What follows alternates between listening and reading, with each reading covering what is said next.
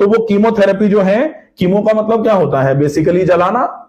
आपके शरीर में कहां कैंसर सेल पनप रही है, उस जगह पर जो केमिकल डाला जाता है, टारगेटेड सेल थेरेपी होती है, वो कैंसर सेल पर ही जाके अटैक करेगी, कैंसर सेल पर जाके अटैक करेगी, उसको जला के राख कर देगी, खत्म कर देगी। अब कैंसर सेल को टारगेटेड जो सेल थेरेपी है, टारगेटेड कीमोथेरेपी जो है, वहां जा करके कैंसर सेल्स को खत्म करने का कीमोथेरेपी काम करेगी। अब अगर हम यहां चूक रहे हैं किसी भी वजह से, सामान्य तौर पर आज ये विषय बना हुआ है कि अगर हम कहीं ऑल्टरनेटिव मेडिसिन में गए और वहां हमने टाइम वेस्ट कर दिया, उसके बाद जब रोग बढ़ गया तब हम भड़बड़ा करके गए डॉक्टर के पास, ऑन्कोलॉजिस्ट के पास। कैंसर ट्रीटिंग डॉक्टर्स जो मॉडर्न साइंस में है उनको ऑन्कोलॉजिस्ट बोला जाता है, क्योंकि कैंसर डिपार्टमेंट को ऑन्कोलॉजी डिपार्टमेंट बोला जाता है। फिर हम गए ऑन्कोलॉजिस्ट के पास, फिर वो गुस्सा तो करेंगे ही, क्योंकि आप पहले नहीं गए, आपको इतने समय पहले बता दिया था, आपने बायोप्सी करा ली थी, अब आप साल भर के बाद आ रहे हो, तो अब हम क्या कर पाए। इस तरीके की बातें डेफिनेटली होती हैं और स्वाभाविक है, होनी भी चाहिए कि अगर आप कुछ कर रहे हैं तो बहुत स्ट्रिक्ट फॉलोअप के साथ, क्योंकि कैंसर को बहुत छोटा रोग नहीं माना जाना चाहिए। हम ऐसी फालतू झूठी दिलासा किसी को दे दें कि नहीं बिल्कुल चिंता मत करो, ऐसे ठीक हो जाओगे, वैसे ही ठीक हो जाओगे, कोई दिक्कत नहीं है, कोई बीमारी नहीं है, ऐसी बातें तो खैर नहीं की जानी चाहिए। कैंसर अगर हुआ है, अगर बहुत श्रद्धा से, बहुत अच्छे फॉलोअप के साथ में अगर शुद्धि का प्रोग्राम फॉलो किया जाए, शरीर में शोधन करवाया जाए, तो डेफिनेटली कैंसर में बहुत अच्छा आराम पाया जा सकता है। आज छोटे से छोटे स्तर के लोगों से लेकर के बड़े से बड़े स्तर के लोग जो हैं कैंसर फ्री हो रहे हैं, और सामान्य तौर पर आहार चिकित्सा से भी बहुत अच्छा लाभ मिल रहा है कि भाई आहार चिकित्सा में फालतू की चीजें जो हैं, जैसे बहुत ज्यादा मसाले, बहुत ज्यादा चिकनाइयां, स्ट्रीट फूड है, मैदे से बना हुआ आइटम है, या फिर ओवर फ्राइड आइटम है, डीप फ्राइड आइटम्स हैं, या फिर ओवर ईटिंग कोई कर रहा है, या फिर समय बेसमय खा रहे हैं, कभी कभी भूखे रह जा रहे हैं, जो मिल गया वही खा लिया, आज अच्छा बना है तो ज्यादा खा लेंगे, आज अच्छा नहीं लग रहा है तो बिल्कुल भी नहीं खाएंगे। इससे आपको हटना पड़ेगा। ये अगर समझ में आ जाता है और आप विशुद्ध प्राकृतिक आहार लेते हैं, सात्विक प्रकृति का भोजन लेना चालू करते हैं, उसके साथ में थोड़ा सा शोधन का प्रोग्राम भी हो जाता है, तो निश्चित ही बॉडी हील्स इटसेल्फ, शरीर में स्वतः अपने आप को हील करने की क्षमताएं होती हैं, निश्चित ही शरीर में आराम होना चालू होता है। लेकिन हम ये भी नहीं कर रहे और वहां ना तो सर्जरी करा रहे, ना कीमो कराने का प्लान कर रहे, तो फिर तो हम अपने शरीर के साथ रिस्क बरत रहे हैं। आज नहीं तो कल फिर समस्या बड़ी होकर के आपके सामने खड़ी हो जाएगी, तब फिर पछताने के अलावा और कोई ऑप्शन नहीं बचता है। तो या तो आप इधर हैं तो पूरा इधर अच्छे तरीके से फॉलो करिए, और अगर इधर नहीं तो डेफिनेटली आपको उधर जाके जो भी कंसर्न ट्रीटमेंट होते हैं आप ऑन्कोलॉजिस्ट से मिलकर के, ताकि प्रॉपर तरीके से ट्रीटमेंट हो। सामान्य तौर पर ऐसा देखा गया है कि अगर समय पर आप सही जगह पहुंच गए और सही जगह पर पहुंच करके जो बताया जा रहा है उसका सही तरीके से फॉलोअप कर लिया, तो कैंसर से कई लोग फ्री हैं। आज आप ऑन्कोलॉजी डिपार्टमेंट में जाके देखो, सवेरे से लेके शाम तक कई लोग ऐसे आएंगे कि किसी ने यहां गाल कटवा रखा है, किसी ने पेट कटवा रखा है, किसी ने आंतें कटवा रखी हैं, किसी ने लिवर का कुछ हिस्सा कटवा रखा है, किसी ने कहीं कुछ कटवा रखा है। ये क्या है? सर्जिकल एक्सीजन ही है, ऑपरेशन कराने वाला, कि भाई कहीं था सॉलिटरी मांस था उसको काट के निकाल दिया। जैसे अगर आप 5 किलो सेब लेके आओ और किसी कारण की वजह से उसमें 2 सेब सड़ना चालू हो जाए, अब सड़े हुए सेब को आप उसी थैले में रखे रहो जिसमें बाकी सेब रखे हैं, तो ये लगभग फाइनल हो जाता है कि वो 2 सेब बाकी सेबों को सड़ाने का काम करेंगे ही। तो इससे अच्छा क्या होता है कि आप उन 2 सेबों को वहां से हटा करके बाहर फेंक दो। तो ये तो होती है एक्सीजन, सर्जरी करके खत्म कर दिया, ताकि अब आपके शरीर में कैंसर सेल नहीं है। लेकिन यहां यह भी समझना आवश्यक है कि कैंसर सेल जनरेट हुई थी। अब जनरेटेड कैंसर सेल को काट के तो निकाल दिया, लेकिन जनरेट होने के रीजन को कहां काटा भाई? जनरेट होने का रीजन तो अभी भी है, तो वो रीजन खत्म करना भी आवश्यक है। इसलिए आप अगर सर्जरी करा लो, सर्जरी के बाद कीमो या रेडिएशन भी करा लिया, उसके बाद भी बहुत आवश्यकता है कि आप प्राकृतिक चिकित्सा, योग चिकित्सा या आहार चिकित्सा की मदद से आगे आपके शरीर में कोई प्रॉब्लम ना आने पाए, इस पर विशेष फोकस रखें। तो दर्शकों के मन में जो कई सारे सवाल आपकी पहली वाली बात से उठे होंगे, उसका समाधान आपने आपकी बाद वाली बात से कर दिया। तो कुल मिलाकर डॉक्टर साहब, ऐसा अपन कह सकते हैं कि अगर ऑन्कोलॉजी के डिपार्टमेंट से भी आप इलाज ले रहे हैं और साथ में नेचुरोपैथी का ट्रीटमेंट भी लें तो ज्यादा लाभकारी होगा। डेफिनेटली कहा जाता है कि शरीर का शोधन करने के बाद, एक बहुत सिंपल सी लैंग्वेज में आप समझने की कोशिश करें, महिला जब प्रेग्नेंट होती है, प्रेग्नेंट महिला को जब सर्जरी के लिए या डिलीवरी कराने ले जाते हैं तो एनिमा लगवाया जाता है, शोधन करते हैं। ऐसे ही अगर किसी भी ट्रीटमेंट के पहले अगर शरीर शुद्ध कर लिया जाए, शरीर शोधन कर लिया जाए, तो नुकसान तो कोई होने वाला नहीं। इस बात को तो सारे लोग भी मान सकते हैं, इस बात को तो मॉडर्न साइंस के डॉक्टर भी मानते ही हैं कि अगर शरीर में जो टॉक्सिन्स डिपॉजिट हो रहे हैं, आप उनको अगर निकाल दें, तो जो हमारे यहां कई पेशेंट ऐसे आते हैं कि साहब हम तो यहां आने के पहले दवाइयां खा रहे थे, दवाइयां काम ही नहीं कर रही थी, और यहां आने के बाद जब यहां से घर वापस गए फिर दवाइयां खाते हैं, बहुत अच्छा आराम हो रहा है, यहां से भी आराम हो गया था, फिर दवाइयां ली तो बिल्कुल ही आराम हो गया।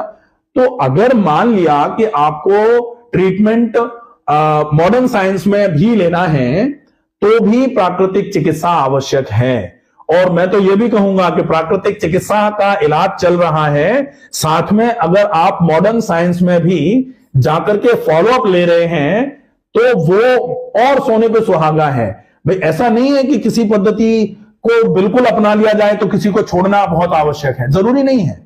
आप जैसे मॉडर्न साइंस को अपना करके प्राकृतिक चिकित्सा को छोड़ के चलो, या फिर प्राकृतिक चिकित्सा अपना ली तो मॉडर्न साइंस छोड़ दी क्यों? भाई छोड़ना क्यों है, आप दोनों चीजों को लेके भी चल सकते हैं। यहां वो वाली बात सिद्ध नहीं होती है कि आप दो दो नाव पे पैर रखोगे तो विनाश तय है, नहीं, ऐसा नहीं है। आप अगर फॉलोअप ले रहे हैं तो कोई बुराई नहीं है, आप वहां ट्रीटमेंट कर रहे हैं, मॉडर्न साइंस में जाकर के, हॉस्पिटल्स में जाकर के, ऑन्कोलॉजी डिपार्टमेंट में जाकर के ट्रीटमेंट करा रहे हैं, साथ के साथ आप आहार चिकित्सा का भी फॉलोअप कर रहे हैं। वैसे भी आजकल किस डिपार्टमेंट में डाइटिशियंस नहीं बिठा रखे हैं, ऑलमोस्ट हर डिपार्टमेंट में डाइटिशियंस हैं। जो कार्डियोलॉजी डिपार्टमेंट है उसमें भी अब तो बताने लग गए भाई चिकनाई मत खाओ, फैटी चीजें कम खाओ, आपको खाने पीने पे ध्यान रखना पड़ेगा, आपको रेगुलर एक्सरसाइजेस करनी पड़ेंगी, सब लोग बता रहे हैं। डायबिटोलॉजिस्ट जो होते हैं, एंडोक्राइनोलॉजिस्ट जिनको माना जाता है, स्पेसिफिकली जो डायबिटीज को देखते हैं, डायबिटोलॉजिस्ट जिनको बोला जाता है, उनके यहाँ डाइटिशियंस बैठे हुए हैं कि भाई आपको ये चीजें खानी है, ये चीजें नहीं खानी है। योगा वाले डिपार्टमेंट में जगह जगह पर, बड़े से बड़े हॉस्पिटल्स में भी आजकल योगा डिपार्टमेंट बना रखा है कि आप ये भी करो लेकिन साथ में थोड़ी से आप योगाचार्य से जाकर के या योगा फिजिशियन से जाकर के आप अपना रूटीन भी समझ लो, आपको कौन सी एक्सरसाइजेस करनी है, कौन से प्राणायाम करने हैं, कौन से आसन करने हैं। तो ये जो ऐसा नहीं है कि इसको बिल्कुल पिछड़ा मान करके छोड़ दिया जाए ना, पिछड़ा नहीं है। आज जब प्रासंगिकता हर चीज की बढ़ रही है तो आप देखें कि किसी भी बीमारी में अगर आप अच्छी लाइफस्टाइल को फॉलो करते हैं तो इससे आपको कोई नुकसान होता है क्या?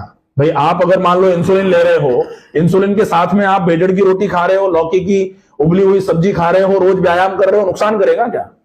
ऐसा तो है नहीं कि नहीं इंसुलिन अगर लगा रहे हो तो व्यायाम नहीं करना, आपको मगरमच्छ की तरह पड़े ही रहना है तभी इंसुलिन फायदा करेगा, ऐसा तो नहीं है। तो फिर क्या होना है कि वो अगर आप कर रहे हैं उसके साथ में ये कर लीजिए। इसके फॉलोअप से जब आपको आराम होना चालू हो तो ये आज सब मानना चालू कर दिया है सबने कि अगर इंसुलिन का जो डोज था आपका बहुत ज्यादा था, आप थोड़ा सा डाइट का फॉलोअप कर लो, थोड़ी सी एक्सरसाइजेस कर लो, थोड़ी अपने रूटीन को अच्छे तरीके से फॉलो करना चालू कर लो, आपकी दवाइयों के डोज जो है धीरे धीरे करके कम हो जाते हैं। चाहे वो कोलेस्ट्रॉल की समस्या हो, चाहे वो डायबिटीज की समस्या हो, चाहे वो थायराइड की समस्या हो, चाहे वो अन्य किसी भी बीमारी में आप किसी भी प्रकार की दवाइयां ले रहे हैं, तो निश्चित ही आप अगर एक अच्छी जीवन शैली का फॉलोअप करोगे तो निश्चित ही उन दवाइयों में कमी भी आएगी, रोग भी कम होना चालू होगा। और जैसे जैसे अच्छी जीवन शैली आपको फायदा देना चालू हो, आप धीरे धीरे करके वहां से, जैसे बुखार आपको आता है तो जिंदगी भर बुखार की गोली थोड़ी खाते हैं। बुखार आया, बुखार की गोली खाई, खत्म हो गया बुखार तो गोली बंद हो गई। लेकिन कुछ बीमारियां ऐसी हैं जो एक बार लग गई, अब आप उन बीमारियों के चक्कर में आ गए, लेकिन यहां से आपने सब कुछ छोड़ दिया, आप व्यायाम नहीं कर रहे। पराधीन सपनों सुख नहीं, पुराने समय से कहावत कही गई है कि अगर आप किसी भी चीज के अधीन हो जाते हैं तो निश्चित ही आपको तो सपने भी सुख के नहीं आएंगे, फिर वो भी दुख दुख के ही आते हैं। इसलिए बहुत आवश्यकता है कि किसी भी चीज के अधीन नहीं होना है। अगर आपको पराधीन नहीं होना है, अपने शरीर को पूरा सुरक्षित रखने की आवश्यकता है आपको, तो निश्चित ही आपको अपनी जीवन शैली में बहुत अच्छे चेंजेस करने की आवश्यकता है। अच्छी जीवन शैली हमेशा ही अच्छे स्वास्थ्य की निशानी मानी जाती है, इसलिए बहुत अच्छी जीवन शैली का यापन करके आप अपने रोगों को दूर कर सकते हैं। जी जी डॉक्टर साहब।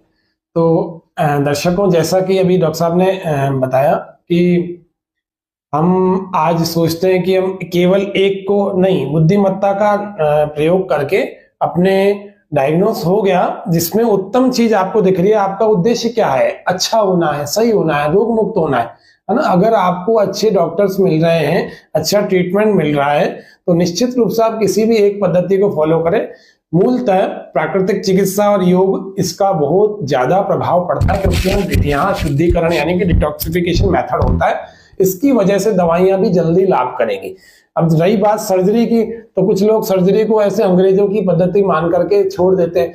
नहीं, सर्जरी आयुर्वेद में 8 तंत्र हैं पूरे, शल्य, शालाक्य, अगध तंत्र, भूत विद्या, स्त्री रसायन, ऐसे बहुत सारी, कौमार, भृत्य, बाल तंत्र, ऐसे बहुत सारे ऐसे तंत्र हैं जिनमें शल्य नाम का यानी कि सर्जरी नाम का एक बहुत बड़ा तंत्र है, जिसमें सर्जरी की जाती है।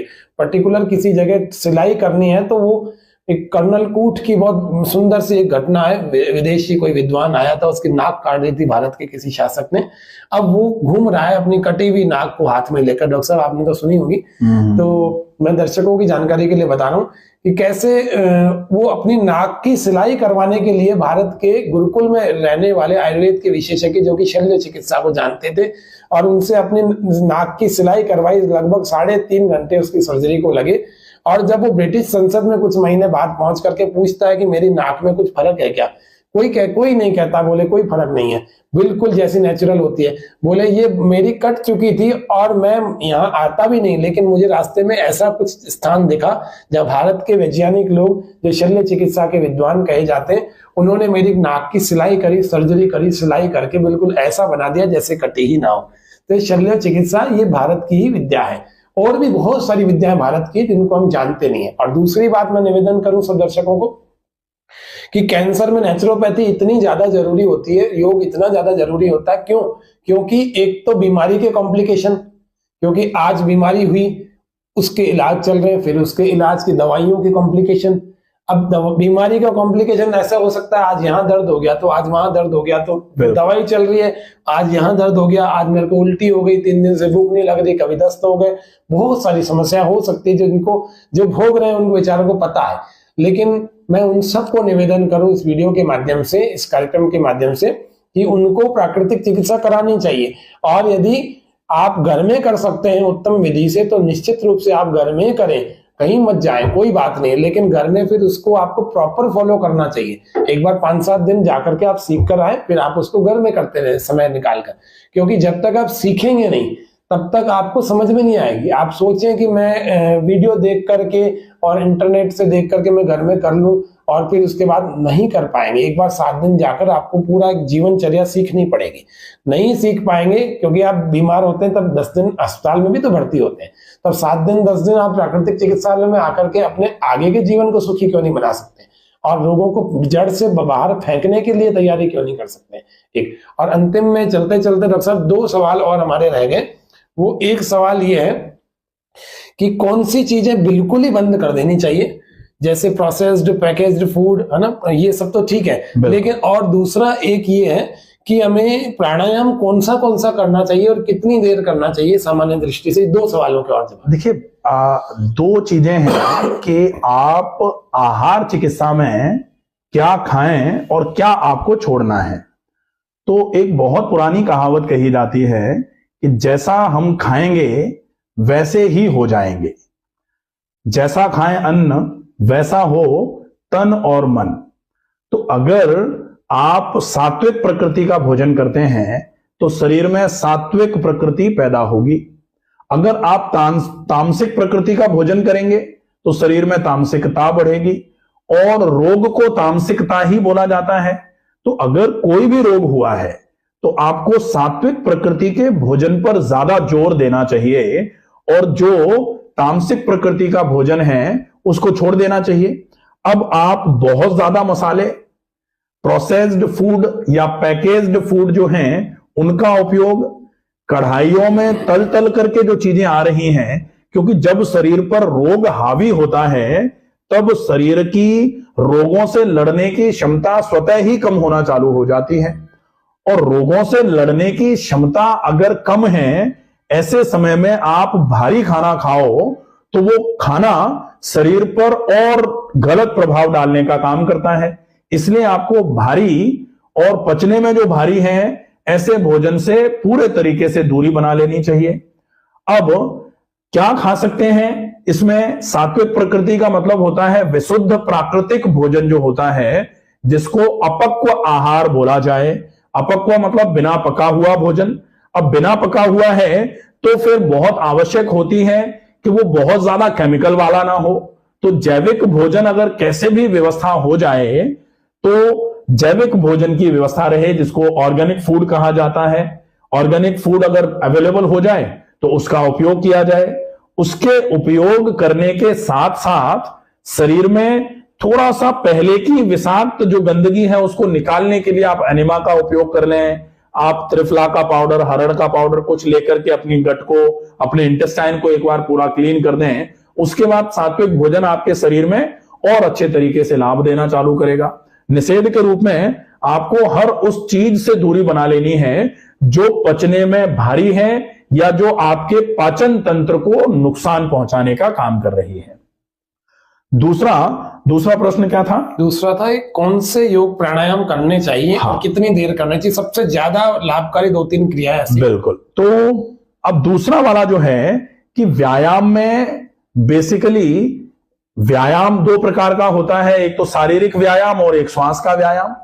तो शारीरिक व्यायाम भी, हालांकि जब हम शरीर से श्रम या व्यायाम करते हैं तो श्वसन की क्रिया पर उसमें भी असर पड़ता ही है, लेकिन आप शारीरिक व्यायाम करने के बाद थोड़े देर के लिए ब्रीदिंग एक्सरसाइजेस, जिसको श्वास का व्यायाम बोला जाता है या फिर योग की भाषा में इसको प्राणायाम कहा जाता है, वो करें। प्राणायाम में सबसे बढ़िया प्राणायाम होगा आप अनुलोम विलोम प्राणायाम, जिसको नाड़ी शोधन अनुलोम विलोम के नाम से जाना जाता है। दीर्घ श्वसन, जिसको भस्त्रिका प्राणायाम के नाम से जाना जाता है। इन 2 प्राणायामों को बहुत अच्छे तरीके से कर लीजिए। अगर आप इन दोनों प्राणायामों को करने में बहुत कंफर्टेबल फील कर रहे हैं तो फिर तीसरी एक क्रिया होती है जिसको सामान्य तौर पर प्राणायाम के नाम से ही जानते हैं, वो है कपालभाति। कपालभाति क्रिया है। 60 कर्म जो होता है उन 60 कर्म में 6 क्लींजिंग क्रियाज में एक क्रिया होती है कपालभाति। धौती, बस्ती, नैति, नौली, त्राटक और कपालभाति। ये कपालभाति 3 प्रकार का होता है, वात क्रम, व्योत क्रम और शीत क्रम। तो वात क्रम कपालभाति क्रिया जो है उसी को कपालभाति प्राणायाम के नाम से सामान्य तौर पर जाना जाता है। मतलब वायु के माध्यम से शरीर की शुद्धि करके कपाल को प्रज्वलित करके कपाल को शुद्ध करने का काम, इसको कपालभाति बोला जाता है। तो कपालभाति क्रिया भी आप कर सकते हैं, बहुत अच्छा लाभकारी होती है ये क्रिया।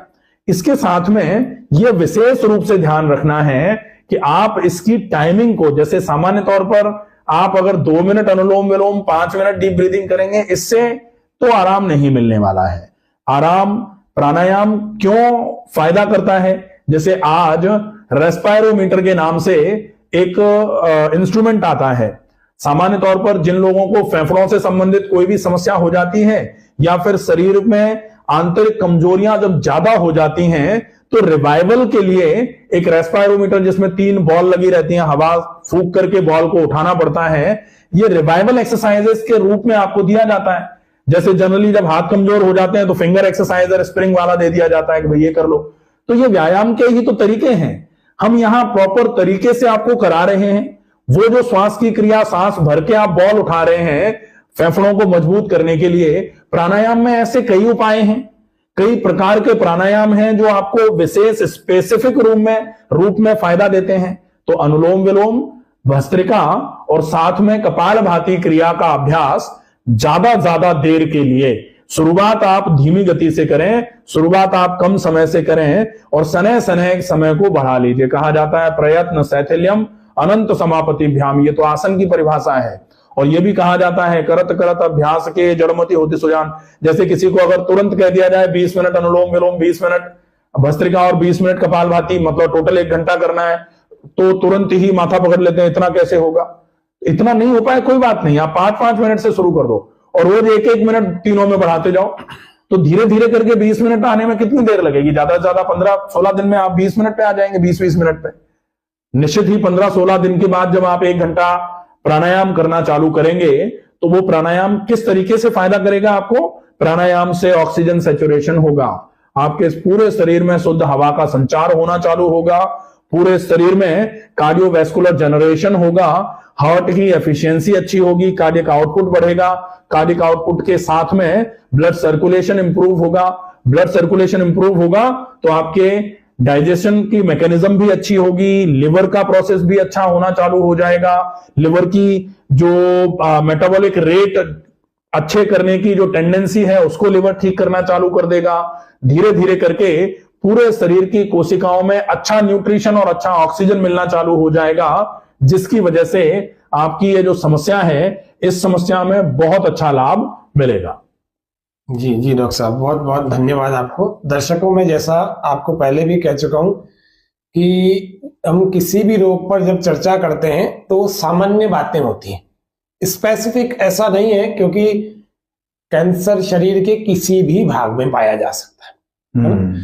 तो उस किसी भी भाग का उपचार करने के लिए विशेषज्ञ के पास निश्चित रूप से हमें जाना चाहिए। ये सामान्य उपाय हैं जो कि सभी लोगों को लाभ करेंगे, चाहे किसी के बोन कैंसर हो, चाहे किसी के ब्लड कैंसर हो, चाहे यूट्रस ओवरी में हो, चाहे ब्रेस्ट में हो, अथवा ब्रेन कैंसर या कुछ भी, किसी भी स्थान पर, सभी स्थानों पर अगर कैंसर हुआ है, किसी भी स्थान पर हुआ है, सभी स्थानों पर जो सबसे ज्यादा लाभकारी बातें थी वो आज हमने आपके सामने आहार के, योग के और जितने समझ बढ़ाने वाली चीजें थी उनके बारे में हमने चर्चा की। निश्चित रूप से आगे आप और विशेषज्ञ की राय के रूप में अगर और अधिक जानना चाहते हैं तो आदरणीय डॉक्टर साहब का नाम डॉक्टर रमाकांत शर्मा है और आप YouTube पर आपके वीडियोस अलग अलग रोगों के रूप में हैं। आप आपसे संपर्क करके अपॉइंटमेंट लेकर के अपने रोग का विशेषज्ञता के साथ उपचार करा सकते हैं।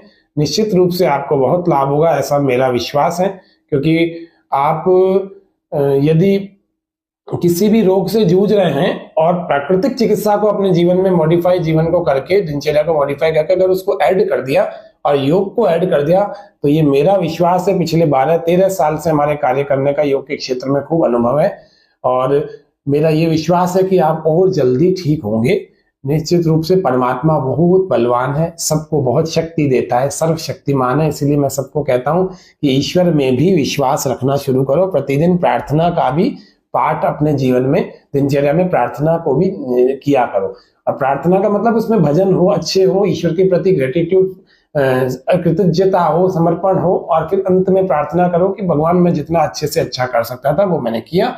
यम नियमों का पालन करें और परमात्मा से प्रार्थना करें कि एक तेरी दया का दान मिले, एक तेरा सहारा मिल जाए, एक तेरी दया का दान मिले, एक तेरा सहारा मिल जाए, भव सागर में बहती मेरी नैया को किनारा मिल जाए, एक तेरी दया का दान मिले। कुछ युवाओं को मैं कहता हूं कि उस संदेश को समझो जो हमारे पूर्वज कह के आए। वो कहते हैं, नौजवान दुर्व्यसन बुराइयों में फंस रहे, नौजवान दुर्व्यसन बुराइयों में फंस रहे, आज नौजवान भी बीमारियों में फंस रहे, उठो जागो योग से, हाँ उठो जागो योग से निरोगी बनो रे, भोगी नहीं रोगी नहीं योगी बनो रे, अरे रे रे रे भोगी नहीं रोगी नहीं योगी बनो रे, हाँ योगी बनो योगी बनो योगी बनो रे, भोगी नहीं रोगी नहीं योगी बनो रे। डॉक्टर साहब आज के कार्यक्रम में आप अंतिम में हमारे दर्शकों को क्या संदेश देना चाहते हैं? देखिए, रोग तो आजकल फैल ही रहे हैं और इस गति से फैल रहे हैं कि जब हम सोते हैं तो सवेरे कोई ना कोई एक नया रोग अपने विकराल रूप को लेकर के आपके शरीर में आ जाता है। ऐसे समय में रोग को पूरे तरीके से दूर करने के लिए, अपने शरीर को पूरे तरीके से निरोगी बनाने के लिए और निरोगी बनाने के बाद शरीर निरोगी बना रहे, इस के प्रयास में एक कहावत कही जाती है कि आप अगर स्वस्थ हैं तो भविष्य में भी आपका स्वास्थ्य अच्छा बना रहे, स्वास्थ्य स्वास्थ्य रक्षणम। इसके लिए आप योग, प्राकृतिक चिकित्सा, आहार चिकित्सा और जीवन शैली में जो आवश्यक परिवर्तन होने की आवश्यकता है वो जरूर करें। रोग पूरे तरीके से खत्म हो सकते हैं। रोग चाहे कब्ज हो या फिर चाहे कैंसर हो, कब्ज से लेकर के कैंसर तक सारे ही रोगों का बहुत अच्छा उपचार तब होता है जब आप अपने पूरे शरीर को पूरे तरीके से शुद्ध करके, शुद्ध रखने के लिए आप अच्छा व्यायाम, नियमित व्यायाम के अभ्यास के साथ संतुलित भोजन की व्यवस्था, इन सब पर ध्यान देते हैं। अगर आपको कोई भी बीमारी है, बाल झड़ने से लेकर के तलवे में प्लांटर फेशियाइटिस नाम की एक बीमारी होती है जिसमें तलवे के पंजा जो होता है, पैर का पंजा, उसके नीचे जो फेसिया होता है, प्लांटर फेसिया बोला जाता है, उसमें इन्फ्लेमेशन हो जाता है, पूरे पैर में नीचे की तरफ सूजन रहती है, आप एक कदम भी चलने में आपको बड़ी तकलीफ होती है। तो यहां से लेके तलवे तक के पूरे शरीर में जो भी रोग आपको हुआ है, डेफिनेटली आपके उस रोग में आपको बहुत अच्छा आराम मिलेगा। अगर आपको कोई समस्या है या फिर आप चाह रहे हैं कि आप हमसे कांटेक्ट करें, मेरे नाम से एक चैनल है, डेफिनेटली मेरे नाम से ही है, डॉक्टर रमाकांत शर्मा, आप उस पर जा सकते हैं। ऑलमोस्ट उसमें 1200-1500 वीडियोज हैं, तो आप वैसे तो सर्च करके देखेंगे, आपको पता लग जाएगा कि कौन सा टॉपिक आपका है, उसमें आप पूरा सर्च करके देख लीजिए क्या फॉलो करना है। फिर भी अगर आपको कोई दिक्कत लगती है, आप चाहें तो कांटेक्ट करने के लिए आपको कॉन्टैक्टिंग लिंक्स दे दिए जाएंगे, आप कांटेक्ट कर सकते हैं। जी डॉक्टर साहब, आपका बहुत बहुत धन्यवाद। हमारे श्रोताओं और सभी विद्यार्थियों की ओर से आपको हृदय से पुनः साधुवाद और कृतज्ञता व्यक्त करते हैं। आशा करते हैं आगे भी आप समय निकालकर कभी जुड़ करके बिल्कुल और भी अन्य दर्शकों को भी लाभान्वित करते रहेंगे। सभी दर्शकों को नमस्ते, धन्यवाद, जय हिंद, जय भारत।